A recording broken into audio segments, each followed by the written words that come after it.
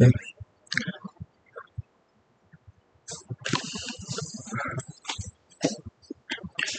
Assalamualaikum warahmatullahi wabarakatuh. Perkenalkan, nama saya Cikal Aryo Wicaksono dengan 3 digit NIM terakhir 054. Saya berasal dari jurusan Teknologi Rekayasa Otomasi, Fakultas Sekolah Vokasi Universitas Diponegoro. Di sini saya akan memberikan penjelasan singkat tentang pemodelan motor DC menggunakan Simulink. Oke, saja. Di sini kita dapat melihat diagram Simulink yang mewakili sistem kendali dengan dua buah kompensator. Di sini ada lead kompensator dan lag kompensator, yang dimana kompensator memiliki fungsi untuk memperbaiki respon sistem. Pada simulasi kali ini, kompensator pertama memiliki fungsi alih yang berbentuk lead kompensator. Fungsi dari lead kompensator sendiri yaitu untuk mempercepat respon dan mengurangi waktu naik dan menambah kestabilan sistem. Sedangkan untuk kompensator kedua yaitu lag kompensator yaitu memiliki fungsi yaitu untuk memperbaiki steady state sehingga keluaran sistem lebih akurat untuk mengikuti sinyal acuan. Dengan penggabungan dua kompensator ini diharapkan sistem dapat memberikan respon yang cepat sekaligus akurat. Sistem di sini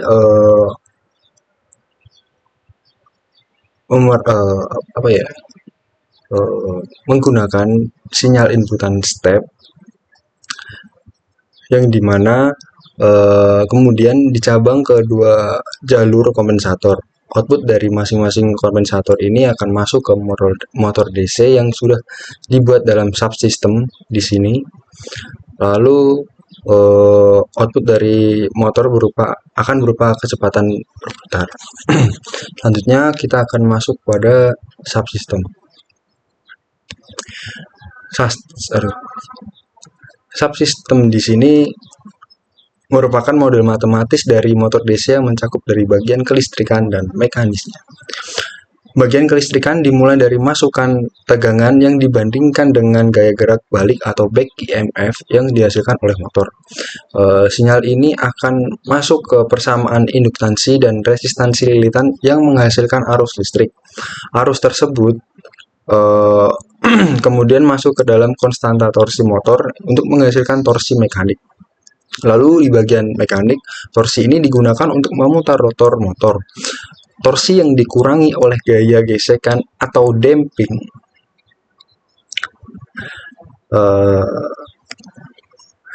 akan masuk ke persamaan inersia. Dari sini akan didapat percepatan sudut yang setelah diintegrasikan menjadi kecepatan sudut atau speed dari motor. Selain itu terdapat umpan balik di sini.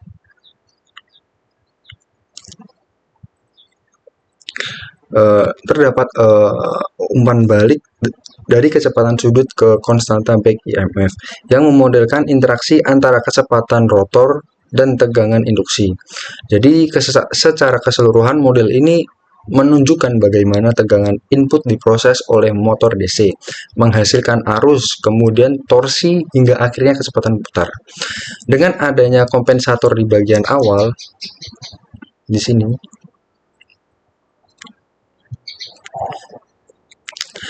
sistem ini bisa diatur agar responnya lebih cepat, stabil, dan mendekati sinyal acuan. Nah, di dalam subsystem ini terdapat parameter-parameter yang terdapat pada motor, di mana seperti ada nilai J atau inersia. Nah, J di sini merupakan momen inersia motor yang menggambarkan seberapa sulit poros motor untuk diputar atau diubah kecepatannya, di mana nilai tersebut, nilai kecil pada nilai J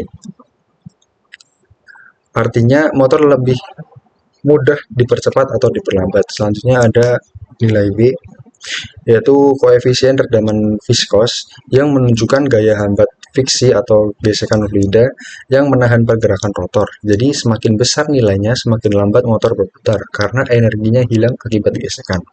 Lalu ada K, di mana K tersebut merupakan konstanta motor.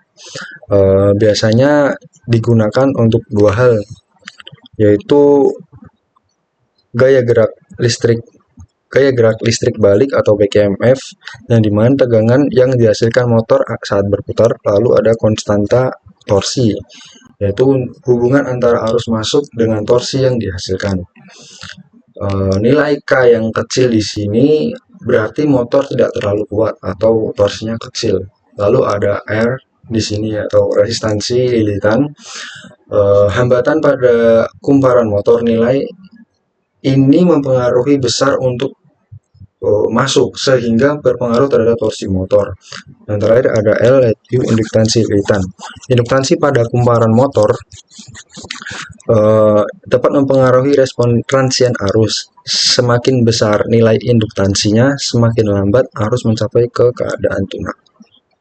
Jadi untuk mempercepat respon atau mengurangi time to rise, kita menggunakan dua kompensator yang memberikan pengaruh pada bagian frekuensi tinggi, yaitu lead kompensator. Hal itu menjelaskan mengapa setelah diberi kompensator, grafiknya lebih cepat rise time-nya turun, walaupun muncul sedikit overshoot. Untuk memperbaiki error steady state, maka digunakan di sini lag kompensator pada frekuensi rendah sehingga error pada steady state mengecil. Selanjutnya kita masuk pada bagian hasil, bagian gambar di scope, dan dimana garis biru ini menunjukkan sinyal acuan, yaitu masukan step dengan nilai 1 sehingga sedangkan pada garis kuning merupakan respon dari motor DC terhadap masukan tersebut. Dari grafik terlihat bahwa sistem sempat mengalami overshoot. Bisa dilihat, teman-teman. Lalu perlahan turun dan mendekati nilai steady state.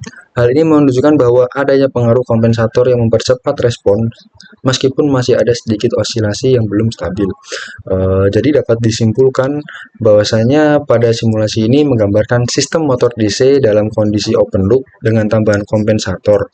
Hasil simulasi memperlihatkan bahwa kompensator mampu mempercepat respon sekaligus memperbaiki akurasi sistem, meskipun penyetelannya masih sedikit overshoot.